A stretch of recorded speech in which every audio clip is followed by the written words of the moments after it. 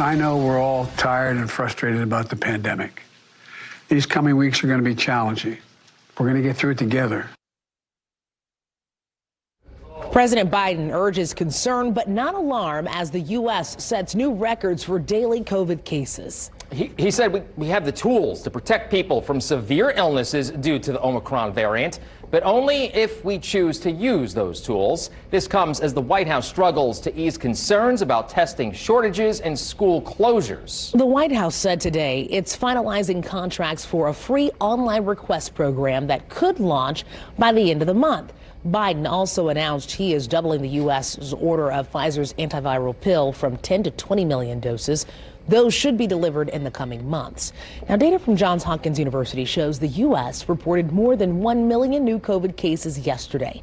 That's almost double the previous record of 590,000 cases set just 4 days ago.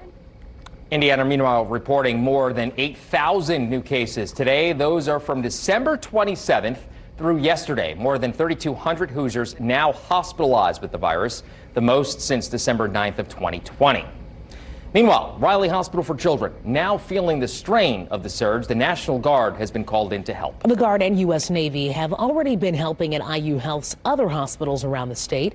News 8's Cody Adams is following the alarming numbers. Hi, Cody. Hey, guys. According to Dr. Elaine Cox at Riley Children's Hospital, they have about 4 times the amount of pediatric COVID patients as they've had in any other wave of this virus. More than half are spending time in the ICU.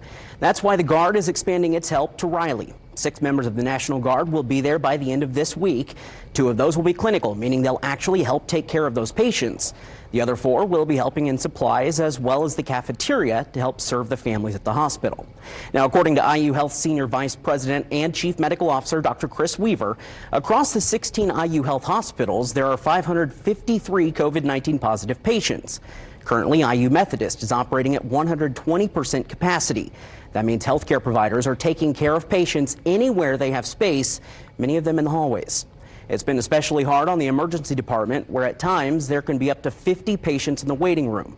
And according to doctors within the system, the harsh reality is they expect that to continue. That's why the help from the U.S. Navy has been so huge.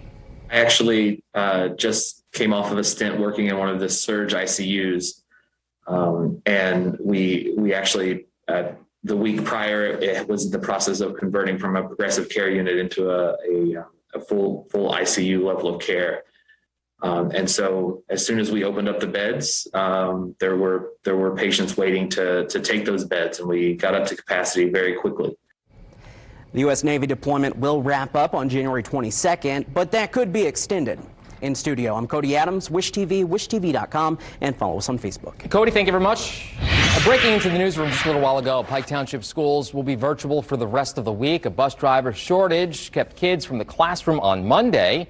Kids also stayed home today as the district reported projected illnesses and isolation cases. Now, the district plans to return to in-person class on Monday. We'll keep you posted on that. Meanwhile, the University of Notre Dame is responding to the surge in cases by reinstating a mask mandate. It goes for all students, staff, and visitors in indoor spaces. School officials say the mandate won't be lifted until 90% of the campus has received a booster shot. Students and employees have until January 21st to prove it.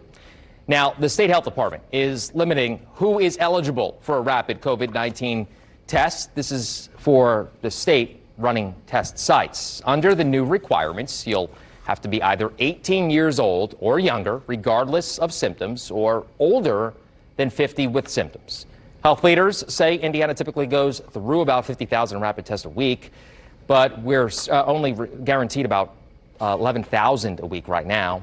The IMS clinic hours are extending to get more people tested and vaccinated. Those are now noon to 8, Monday through Friday, and 8 a.m. to 4 p.m. on Saturdays through January 22nd. Walk-ins will be accepted from noon to 4.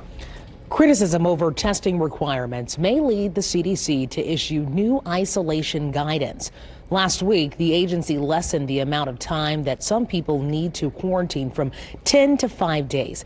Now, it did not add any kind of testing recommendation to get out of the isolation period. Dr. Vivek Murthy thinks that the CDC is taking in the backlash from medical experts. they have certainly received feedback and questions about the role of testing in shortening that quarantine period, and they're actually working right now on issuing a clarification on that. I would expect that any day now. Today, the CDC did recommend shortening how long people have to wait to get their Pfizer booster shot. That's now 5 months after the second dose instead of 6. New at 5 o'clock, an IU student suspended for a year over COVID violations must reveal his name to sue the school. A federal judge in Indianapolis says the student cannot sue as John Doe. The student is listed as a 21-year-old junior and president of a fraternity chapter at IU Bloomington. He says the university suspended him after he hosted an off-campus party for 40 to 50 people over Little 500 weekend. The judge says the student has 14 days to add his name to the lawsuit to allow it to continue. The state health department now lists flu virus activity as moderate here in Indiana. That's increased from low activity over the holidays. The latest report shows 3 flu deaths in Indiana so far this season.